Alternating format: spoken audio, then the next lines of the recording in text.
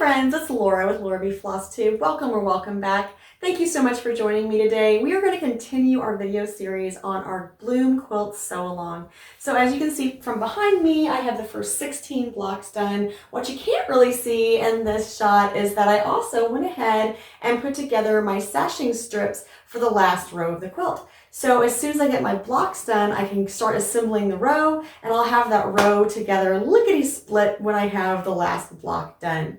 So this video, we're going to start working on blocks 17 and 18. Now remember, there's only 20 blocks, so we are so close at this point. Block 17 is a cute little tulip, and then block 18 is a grouping of 3 heart flowers. So they are super cute, super fun, and without further ado, we're going to head over to the sewing machine and get stitching. Couple reminders before we start sewing. I am using a Juki DX7, and I do have my stitch length set on just the straight stitch, and I go ahead and I crank that stitch length down to about 1.8 for the length of my stitches.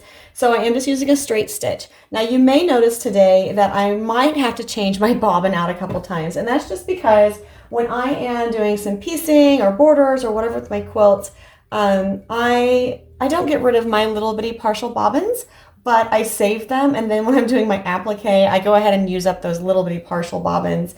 It's just a good way to use them up, and I don't feel like I'm not wasting thread that way. And that way, if I have to stop in the middle of something, it's not the end of the world. Much better than having to stop in the middle of sewing an entire row on my quilt. All right, so we're going to just get started with our tulip. And this should be pretty straightforward, so I'm probably not going to say much about these. We'll just add some music and you can watch me stitch.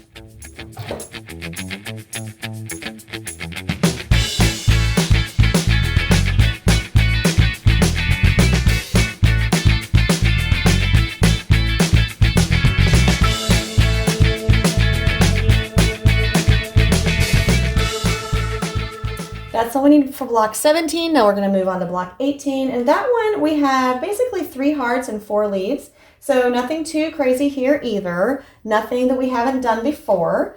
So this should be pretty straightforward. Now I do have some fabrics that are a little bit directional. So I may try to place my hearts in a way that are super cute on the fabric.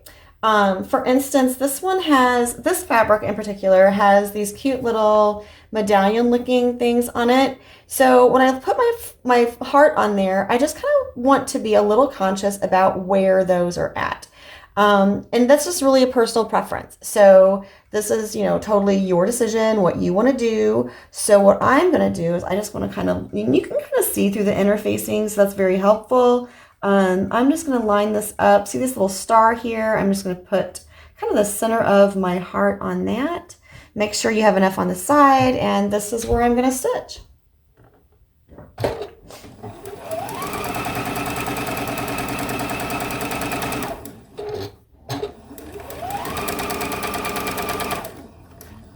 Now remember too, if you have a sharp point, an inner point like that, if you want to take a little extra stitch in there, just one little stitch across, sometimes that will help you when you're turning it out, just to get a really nice point. I know it kind of sounds counterintuitive to take an extra stitch and make it flat to get a nice point when you turn, but it really does work.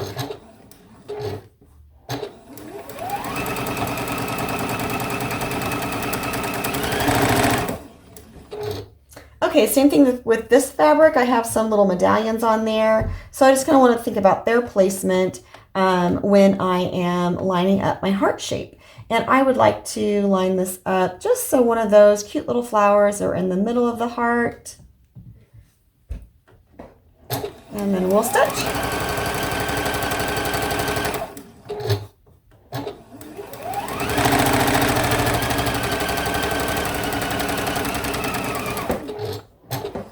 Again, taking that one extra little stitch.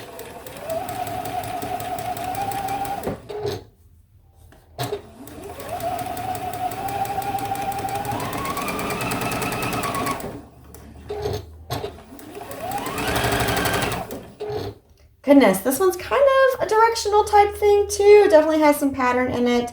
So I just kind of want to think about how I want that to look. So obviously when you look at this fabric, you could have it straight like this, or you could have it at a diagonal like this.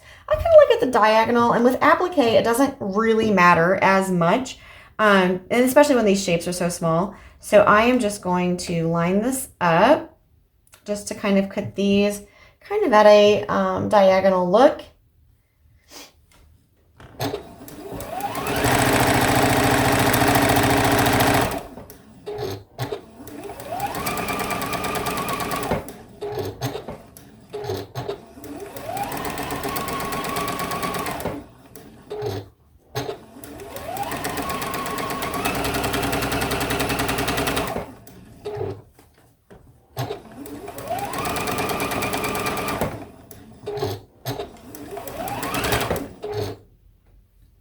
All right, same thing with the leaves. So when you look at this, you could definitely put your leaf straight up and down. The fabric is big enough.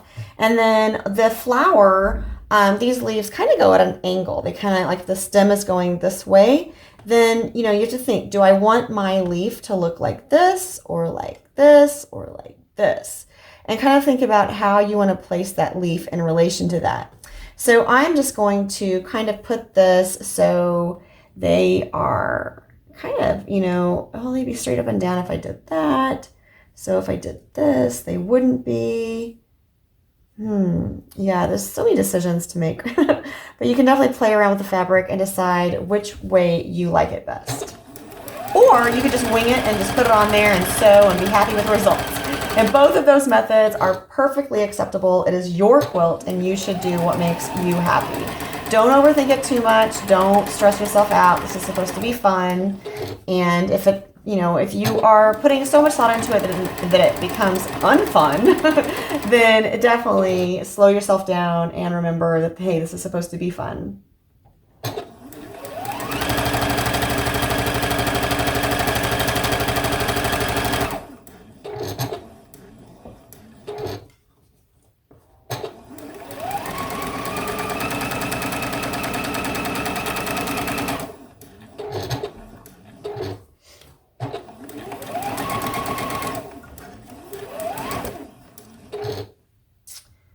Right, this kind of has a direction too, but I'm just not going to worry about it on this one.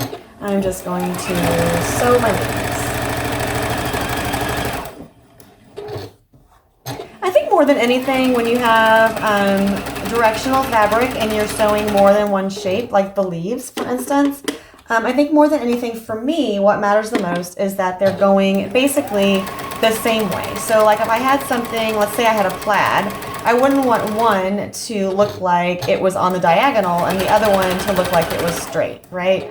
That would bother me personally. If that wouldn't bother you, then don't worry about it. Again, your quilt, your decision.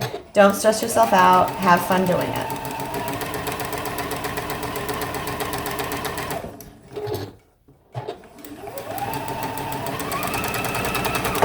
And with that, we have all of our shapes sewn. So we will do our trimming and turn them out. Okay, so the first thing we're going to do is just trim our leaves and then we'll start turning them. This is not new.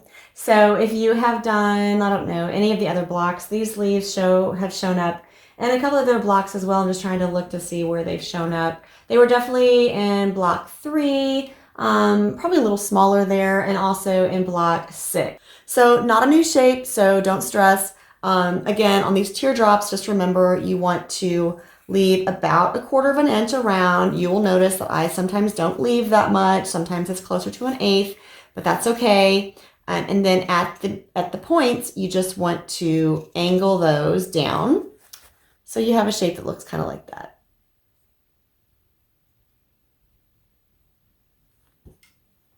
All right, so let's swing down here so you can see what I'm doing.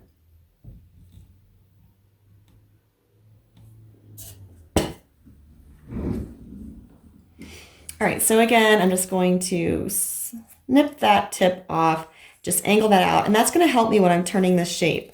It's just going to give less bulk in that point, and so I'll be able to get a much sharper point for my leaves. I have 2 more of those to do, and then we'll move on to the tulip.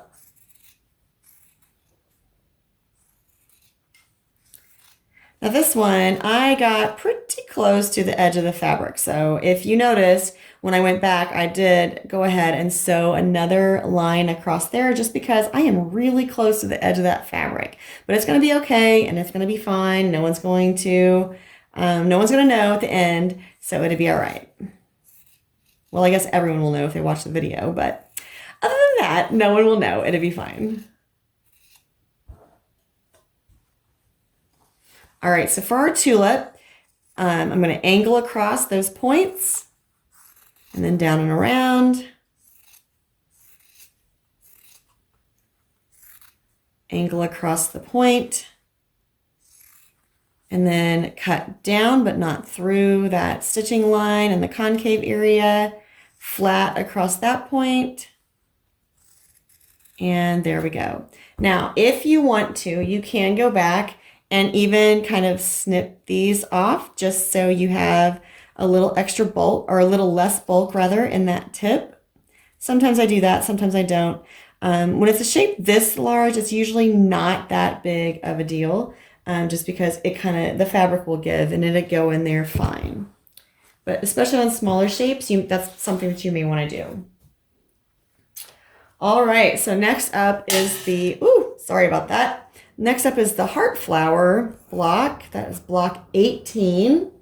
And I got some extra fabric there. I'm not really sure how, but these are just a simple leaf as well. And again, we're going to just angle out from those points, angle back in for that one. These aren't as bad as the other ones just because the point is a little less pronounced. It's a little more gradual of a point. So you can just kind of round around those just to have less bulk in that point, but it's not quite as important to have them snipped down as closely.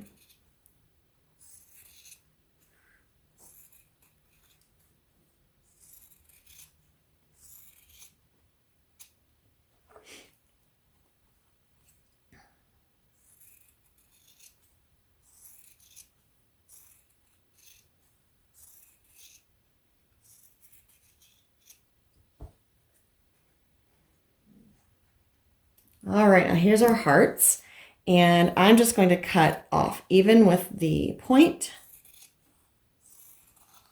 around, down to that concave area, but not through the stitching line. I know I say that every time, but it's just a really good reminder. Don't go through that stitching line. You'll be so sad. I'm going to go ahead and save some of this fabric.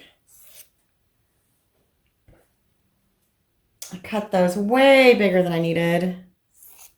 Same with this. I'm just going to rough cut that out. All those little scraps like that come in handy when other sew-alongs come along and I want to, make a little block and use my scraps. I also, if they're big enough, I'll also cut those into like 2.5-inch squares because I have some projects I use for those. We'll use the 2.5-inch squares in, so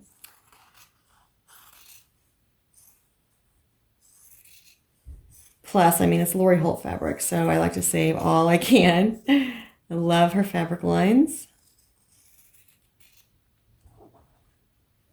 Kind of funny, I know. All right, so now we need to clip these so we can turn them out. So let me grab my 2-point turner and maybe my stiletto and my scissors. Nice little scissors. I love these little Fisker scissors. I know I say that every time, but I love them every time. Okay, let me spin you up so you can kind of see. Sorry about that.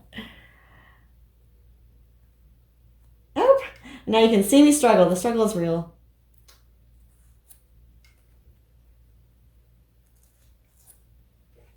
So I want to know how many of you have been doing this and accidentally cut through your fabric. That's something that sometimes happens. Not ideal. Not ideal at all. All right, so all of those are clipped. We'll just do a rough turn. And again, I kind of put my finger through and push with my thumb to turn those leaves out. So finger inside, push with your thumb.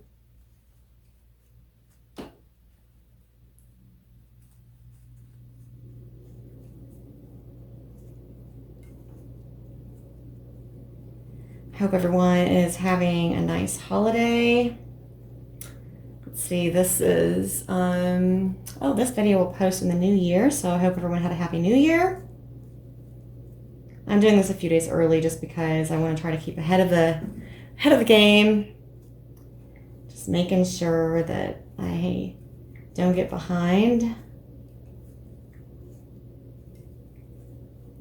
I know there are a few of you that have said that you're waiting on the videos to come out to see if I share any tips or tricks. I appreciate you watching and tuning in. Put enough confidence in me to think that I could share some tips and tricks with you. It's nice.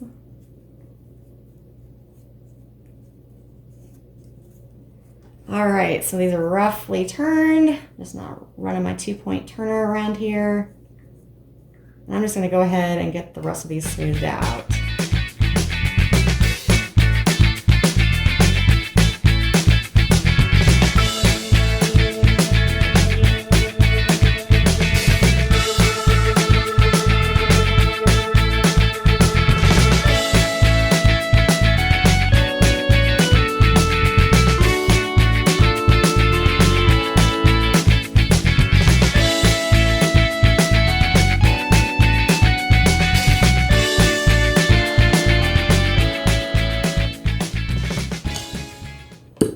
Okay, everything's turned, so we'll head on over to the ironing board to get these pressed out.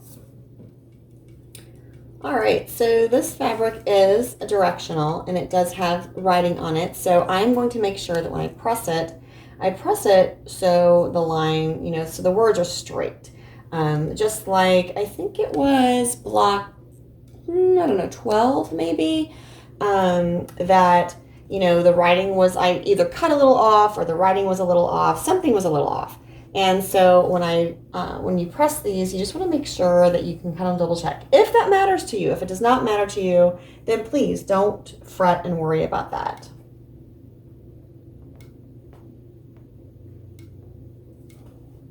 I just think for me, it's going to give me a much better look and feel for my quilt to make sure that that background is straight. All right, so once again, we're going to use the Quilter Select Free Fuse. And this little jar actually was in the Missouri Star Jenny's box like 2 years ago, I believe. So you're not going to find it in a little jar like this, most likely. It does, like if you buy it the first time, it will come in like a little container. And then you can buy refills for it that is basically like a bag. And then you just refill that container, that initial container to begin with. Now, I would also say that you could probably get like a salt shaker or some kind of a little shaker like that. Or maybe like a spice container where you can close it and open it as you need it. And that would work just as well. If you didn't want to buy the container and then a refill, you could just buy the refill. All right, I'm going to line that center point of the tulip up on the center point of the block. And then I think I don't know, let's see, let's play a little bit. I think I may want the darker leaves at the bottom, but we're going to kind of lay it out and look both ways and decide which one we like better. Option 1. And again, you refer to Lori's blog post that will tell you exact measurements on this. I'm kind of eyeballing it based on the sew along guide, which you can get on the Riley Blake website. There's a link down below in the description box. Yeah, I do like the darker leaves on the bottom. Put these back, and we're also going to check this and make sure that we are good on the size. And actually, we could move this flower up some, so we're going to go ahead and do that.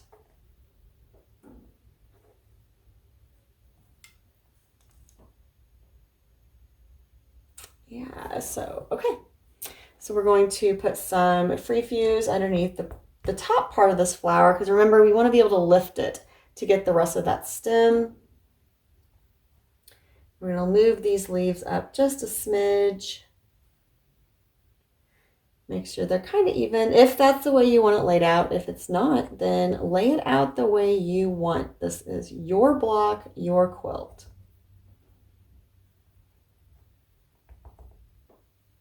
All right, I have a piece of parchment. I'll put over those pieces again, which I didn't mention when I did the stem, but I do like to put a piece of parchment paper over it just in case any of that free fuse is on the background fabric. I don't want it to stick to my iron. Now, someone asked me in the last video in the comments where I got my vintage iron, and I actually bought it on eBay. And this one is, let's see, it's a Durabuilt folding iron. There is one that's like, I think Singer has their name on it. It's like the Singer Featherwhite iron. This one is basically the same thing. It's just not branded as Singer and Featherwhite. I do like it. I know you can find them in antique shops and sometimes like, you know, flea markets, things like that. Possibly even garage sales if that's your thing. I just, like I said, I found mine on eBay and I really, really like it. It gets super hot and there aren't any steam holes on the bottom of it. So it's a really nice, flat, hot, even heat for your blocks. It's amazing. All right, so here's the first block. This is block 17. It's going to go over on the sewing machine and hang out while we bring block 18 over. First thing we're going to do is just press our background fabric. And again, this one has some writing on it. So when we go to iron it, we are going to make sure that, I'm going to make sure that it's aligned really well.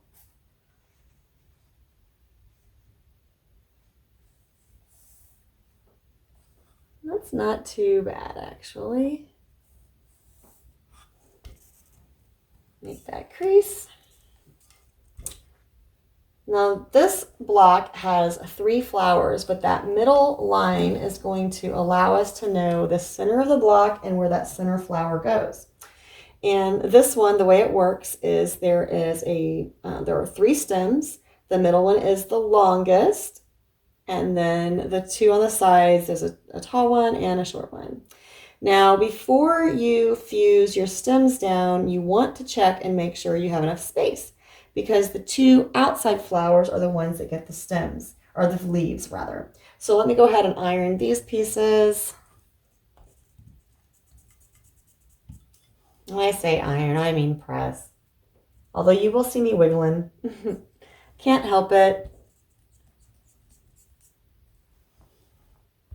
I don't know why I think that makes it so much flatter, but I do.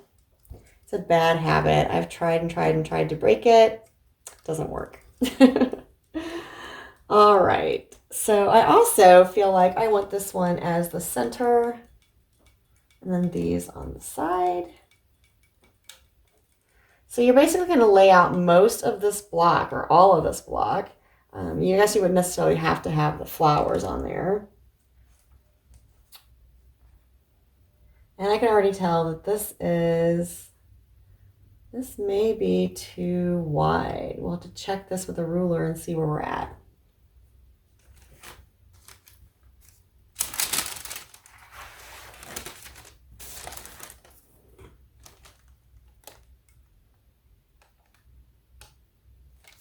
Yep, that is too wide. So let's refer to the sew along guide just a little bit. See where we can squish that together. All right, so it is showing the leaves at a little bit higher of an angle and not perpendicular with one another. Is that the right word? That's not the right word. I don't know what my flower leaves should be. I know there's like, what is that? There's like symmetrical and asymmetrical, but that's not right with leaves. There's some leaves, you know, flowers that have leaves that are perfectly opposite, and there's others that don't. That made more sense in my head.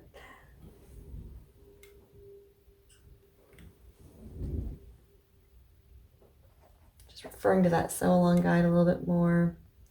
All right, let's see what that looks like. Oh, that's much better. We have about 3/4 of an inch on both sides with that flower right in the middle. So this is where everybody needs to be. Just to make it a little easier on myself, I'm going to do the flowers first and the leaves.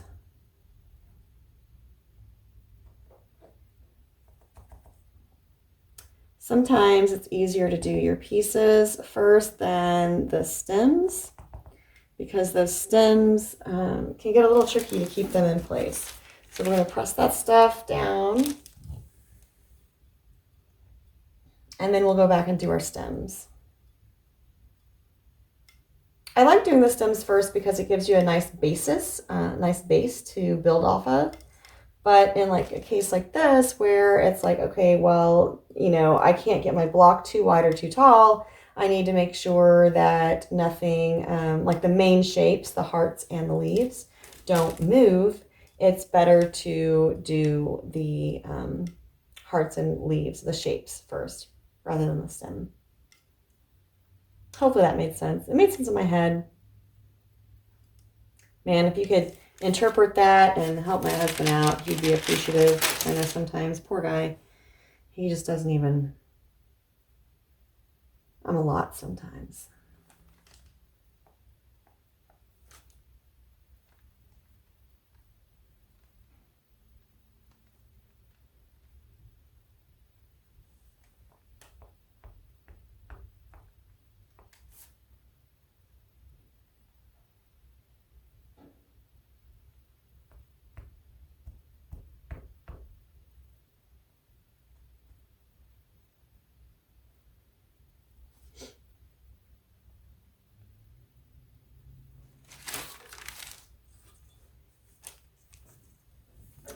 Leaves, or get the stems glued down now.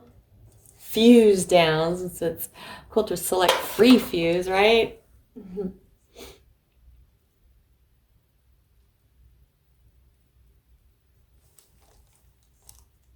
And I like to, you know, let it sit, you know, 10 seconds or so, just to make sure it's really good and fused.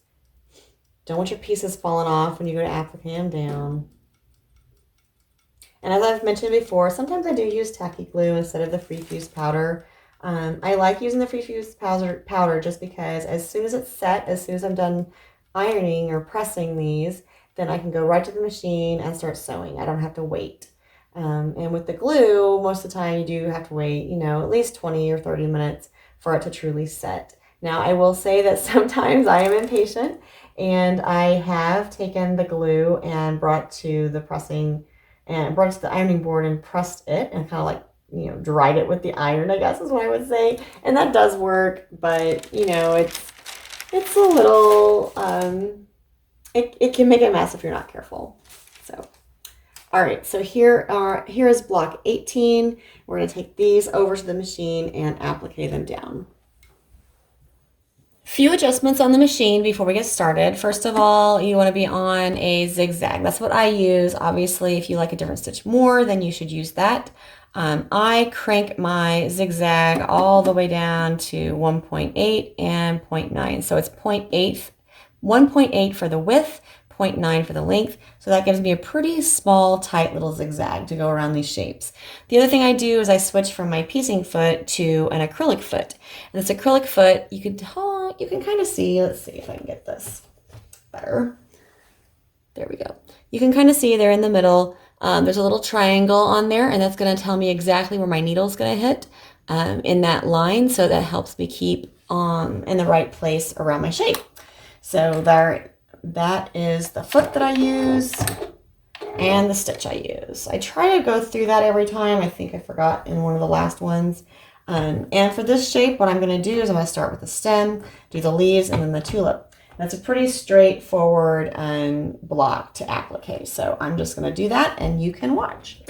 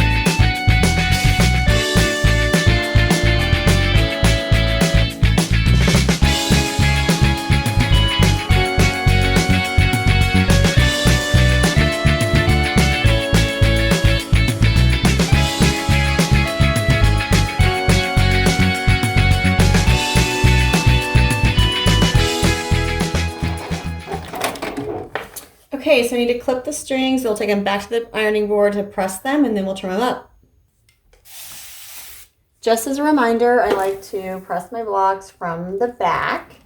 That it kind of keeps you from smushing your shapes a little bit too much. I have a couple layers of Insul Bright underneath my ironing board cover that gives it a nice cushion, but not too much that you don't get flat blocks. There is a happy medium ground.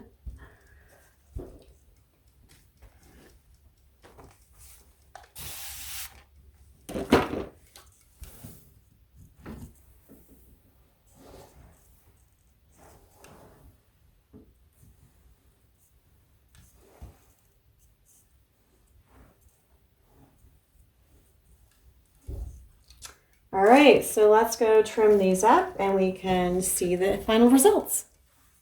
All right, so we have block 17. Now remember that when I did this, I purposefully put the flower on there a little crooked because I wanted to make sure my words were straight.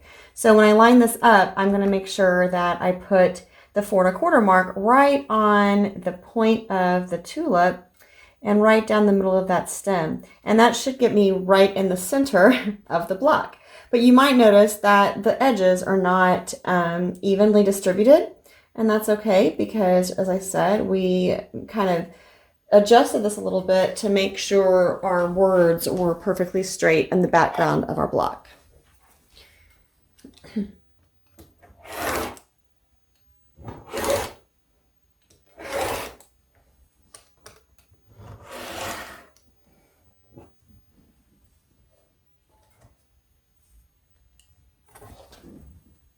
And then we have block 18.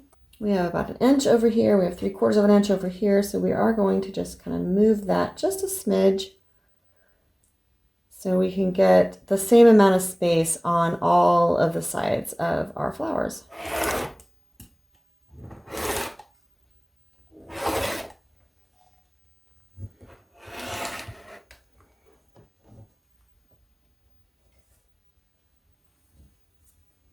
I always miss this corner down here.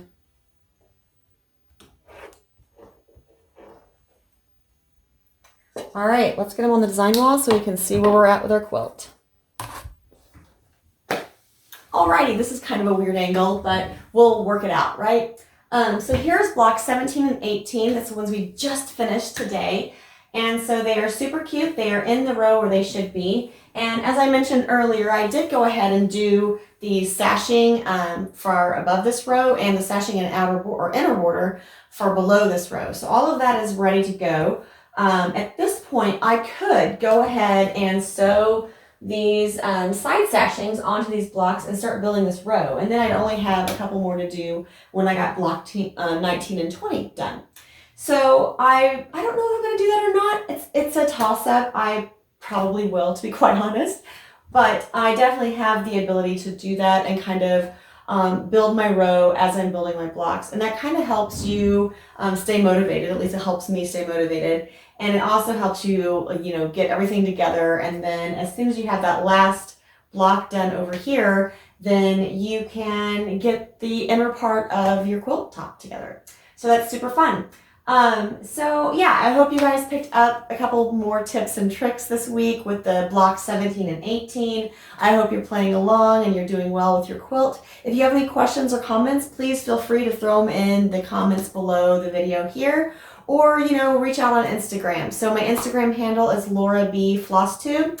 And if you are doing the sew along with me, make sure you use our hashtag of bloomqal 2023. I would love to see your blocks and love to see your progress. Thank you guys so much for tuning in. And until next time, happy stitching.